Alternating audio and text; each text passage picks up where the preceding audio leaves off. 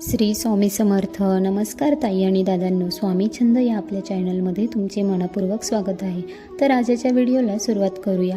तर आता लवकरच श्रावण महिन्याला सुरुवात होत आहे. यावर्षी श्रावण महिन्याची सुरुवात ही 13 ऑगस्ट 2026 पासून सुरू होत असून 11 सप्टेंबर 2026 पर्यंत असणार आहे. तर श्रावण महिना म्हटलं की अनेक प्रकारचे उपवास, व्रत, वैकल्य, पूजा, विधी, सणवार या सगळ्या गोष्टी आल्या. तर आजच्या या व्हिडिओमध्ये मी तुम्हाला श्रावण महिना सुरू होण्यापूर्वी आपल्याला आपल्या घरामध्ये कोणत्या गोष्टी कटाक्षाने पाळायच्या आहेत, तसेच या पवित्र महिन्यामध्ये तुमच्याकडे ज्या वस्तू मी तुम्हाला सांगते या चुकून पण या श्रावण महिन्यामध्ये कोणालाही देऊ नका, नाहीतर गरिबी, दारिद्र्य, दुःख, अडचणी, संकट या सगळ्या गोष्टी घरामध्ये येण्यास सुरुवात होईल. तर बघा, पैसे कमवण्यासाठी आपण खूप मेहनत घेतो, खूप कष्ट आपल्याला करावे लागतात आणि त्यामुळे आपल्याला आनंदाचे दिवस देखील आलेले असतात. पण कधी कधी आपणच काही माहितीच्या अभावी आपल्याकडून काही चुका होऊन जातात आणि त्यामुळे आपण दुसऱ्यांना दोष देतो. हिचीच नजर लागली असेल, हिलाच माझं चांगलं सहन होत नाही. तर बघा, या पण गोष्टी असतातच. लोकांची नजर पण लागते, पण कधी कधी आपल्याकडून पण काहीतरी चुका होतात. तर बरेच लोक सूर्यास्तानंतर 6-6:30च्या नंतर काहीतरी वस्तू मागायला येतात आणि आपण एक मदत म्हणून देतो. पण बघा, श्रावण हा अतिशय पवित्र महिना आहे आणि या महिन्यामध्ये अशा चुका होऊन देणं टाळा. चुकूनही मी तुम्हाला ज्या वस्तू सांगते त्या कोणालाही देऊ नका. या वस्तू जर तुम्ही दिल्या तर तुमच्या घरातील लक्ष्मी तुम्ही तुमच्या स्वतःच्या हाताने दुसऱ्यांमध्ये देत आहे. तुमचं जे चांगलं नशीब आहे ते तुम्ही स्वतःच्या हाताने दुसऱ्यांच्या हातामध्ये देत आहे, असा त्यांचा अर्थ होतो. आणि बघा, हा महिना आहे ना, जेवढा आपण म्हणतो की श्रावण महिन्यामध्ये चातुर्मासामध्ये जेवढं तुम्ही पुण्यकर्म कराल तेवढं तुम्हाला चांगलं त्याचं फळ मिळतं. इच्छित फळ आपल्याला मिळवून घेता येतं. आणि त्याचप्रमाणे या श्रावण महिन्यामध्ये जर तुम्ही चुका केल्या ना तर त्याचे वाईट फळसुद्धा आपल्याला भोगावे लागतात. तर कुठल्या वस्तू आहेत ज्या आपल्याला द्यायच्या नाहीत ते पाहूया. तर बघा, सगळ्यात पहिली वस्तू म्हणजे भगवान शिवांची म्हणजेच भोलेनाथांची पूजा सामग्रीचे सामान. कोणत्याही प्रकारच्या सामग्रीचं सामान असू द्या. कोणी म्हटलं अगं माझ्याकडे हा ग्रंथ नाही आहे दे वाचायला, तर ते द्यायचं नाही. आपले ग्रंथसुद्धा ही आपली एक स्वतःची एक प्रॉपर्टी असते, ती कधीच कोणाला देऊ नका, कारण ग्रंथ हे ना देवास्वरूप असतात. आपण आपले देव कोणाला देत नाही. तर लक्षात ठेवा, पूजा सामग्रीचं सामान हे कोणतं पण, महादेवाचं असू द्या की दुसरं अजून कुठलं असू द्या, पूजा सामग्रीचं सामान हे कोणालाही देऊ नका. भलेही बघा आपल्याला वाईट वाटेल की कोणी मदतीला आलं आणि आपण देत नाही आहे सामान, हे पण असू द्या, महादेवाचं असू द्या किंवा दुसरं अजून कुठलंही असू द्या, पूजा सामग्रीचं सामान हे देत नाही आहेत. मदत करणं हा सुद्धा एक सर्वश्रेष्ठ गुणधर्म असतो आणि ते सुद्धा एक चांगलीच गोष्ट असते. दान करणं पण ते एक लिमिटमध्ये केलं पाहिजे. दान पण कुठल्या गोष्टीचं करावं हे आपल्याला कळायला पाहिजे. आणि आपण पण मागताना लक्षात ठेवा, तुम्ही पण या गोष्टी कोणाकडे मागू नका. मात्र तुम्ही नवीन ग्रंथ हा तुम्ही दान देऊ शकता. त्यानंतर दुसरी गोष्ट म्हणजे संपूर्ण श्रावणामध्ये दुधाचे पदार्थ सोबतच तेल, तूप, हळद या लक्ष्मीच्या ज्या वस्तू प्रतीक आहेत, तसेच लवंग, वेलची, इलायची, आपण ज्याला देवास्वरूप मानतो, तसेच धने या वस्तू तुम्ही कधी पण संध्याकाळच्या वेळी देऊ नका. संपूर्ण महिन्यामध्ये तुम्हाला या वस्तू द्यायच्या नाहीत. आपल्या घरातील सुख समृद्धी निघून जाते. आपण माता लक्ष्मी स्वरूप त्या गोष्टी आपल्या घरामध्ये असायला देखील हव्यात, पण त्या पण आपण दुसऱ्यांना देतोय. भलेही तुम्ही दुसऱ्यांना चांगल्या शब्दात सांगा, तुम्ही व्यवस्थित सांगा की असं मी ऐकलेलं आहे, या वस्तू देऊ नये, तर मला योग्य वाटत नाही आहे, तुम्ही त्यांना व्यवस्थित सांगू शकता. त्यानंतर आपण बघा, भगवान महादेवाच्या पूजेमध्ये पांढरे वस्त्र जे आहे ते आपण वापरतो.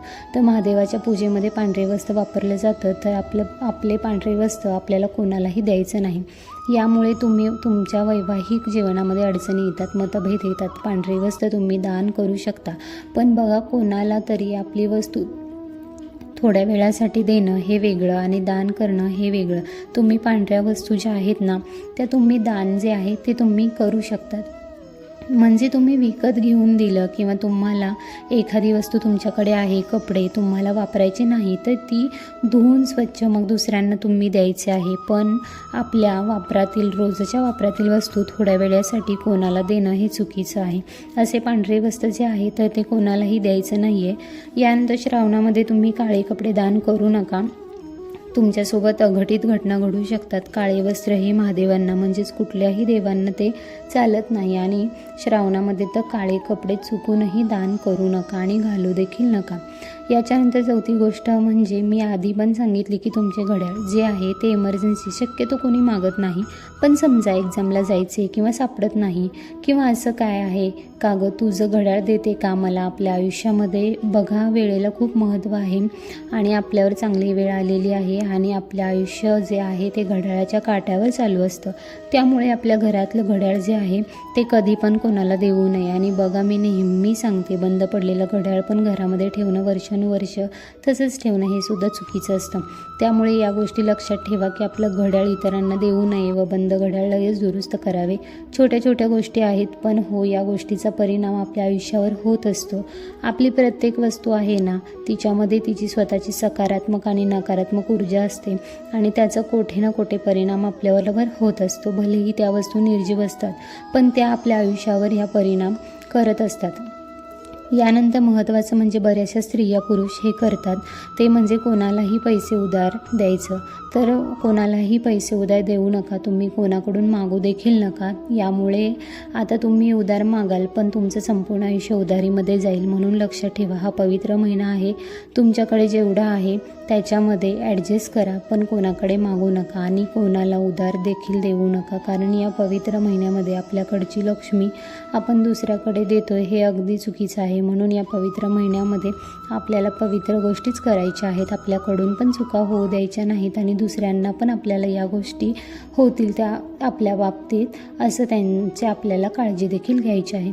त्याचप्रमाणे आपल्या शत्रू जरी या महिन्यामध्ये किंवा कधी पण लक्षात ठेवा आपण अतिथी देवो भव म्हणतो. एखाद्या माणसाबद्दल आपल्याला खूप चीड आहे, तो जरी आपल्या दारामध्ये आला, जेव्हा आपल्या दारामध्ये येतो तर तेव्हा त्याच्याशी व्यवस्थित वागा, त्याच्याशी चांगलं बोला आणि बघा आपल्या दारात जो आलेला आहे तर त्याला पाणी विचारा. जे काही असेल ते आपण पाहुण्यांसाठी करतो ते, कारण दारांमध्ये आलेली व्यक्ती ही आपल्यासाठी देवासमान असते आणि म्हणून कधी पण लक्षात ठेवा दारात आलेल्या व्यक्तीची प्राण्याचा कोणाचाही आपल्या दारामध्ये अपमान करू नका. त्याच्यानंतर बघा श्रावणामध्ये कोणत्याही गाईला किंवा कोणत्याही प्राण्याला कोणीही दारात आलं तर त्याला असं काहीतरी हुडहुड करून तुम्ही अजिबात जाऊ देऊ नका. तुमच्याकडे जे काही असेल, बिस्किट असेल, चपाती असेल, काही असेल तर ते तुम्ही त्या कुत्रा असू द्या, मांजर असू द्या, कुठलाही प्राणी पक्षी काही तुमच्या दारात आलं असेल तर त्याला थोडंसं पाणी द्या, काहीतरी तुम्ही द्या आणि हुडहुड वगैरे करू नका. ते आपोआप प्राणी जातील. तर एवढी एक गोष्ट लक्षात ठेवा कारण आपल्याला माहीत आहे गाईला पण तितकंच महत्त्व आहे आणि महादेव जे आहेत हे भोलेनाथ आहेत, त्यांचे या संपूर्ण जगामध्ये सृष्टीमध्ये जे काही आहे प्राणी मानव सगळ्यांवर त्यांचा जीव आहे. तर त्यामुळे कोणाच्या स्वरूपात कोण कधी आपल्या दारातमध्ये येईल हे आपण सांगू शकत नाही. यानंतर दुसरी गोष्ट म्हणजे सवासीन स्त्रियांनी, सौभाग्यवती स्त्रियांनी आपले सौभाग्याचे अलंकार म्हणजे जोडवी, मंगळसूत्र, बांगड्या, सिंदूर याची देवाणघेवाण करू नये. बघा आता बरेच जण सण येतात, श्रावण महिना सुरू झाला की सगळे सणवार येत असतात. तर या चातुर्मासामध्ये सुद्धा लक्षात ठेवा आपल्या बांगड्या, सिंदूर हे जे आपले सौभाग्याचे अलंकार म्हणतो हे महिलांनो कृपया करून देऊ नका. आपले मैत्रीण असेल, बहिणीला आपण म्हणतो की घे ग छान दिसेल तुझ्या याच्यावरती सूट होईल, ते सूट होईल, पण असं करू नका. बाकी इतर गोष्टी तुम्ही शेअर करा पण आपलं मंगळसूत्र, जोडी वगैरे, बांगड्या या वस्तू तुम्ही देऊ नका. आपण बघा देवीला शृंगाराचे दागिने आपण अर्पण करतो, ओटी भरतो. ते ओटीला का एवढं महत्त्व आहे, त्या दागिन्यांना काय एवढं महत्त्व आहे, कारण ते सवासीन स्त्रीचे एक प्रतीक मानलं जातं आणि ते आपण दुसऱ्यांसोबत शेअर करतोय. तर असं प्लीज बिलकुल करू नका, याचं वाईट परिणाम आपल्याला आपल्या आयुष्यात हे भोगावे लागतात. तर बघा या अगदी छोट्या छोट्या गोष्टी होत्या, या व्यतिरिक्त पण काही असतील ज्या तुम्हाला माहिती असतील तर लक्षात ठेवा.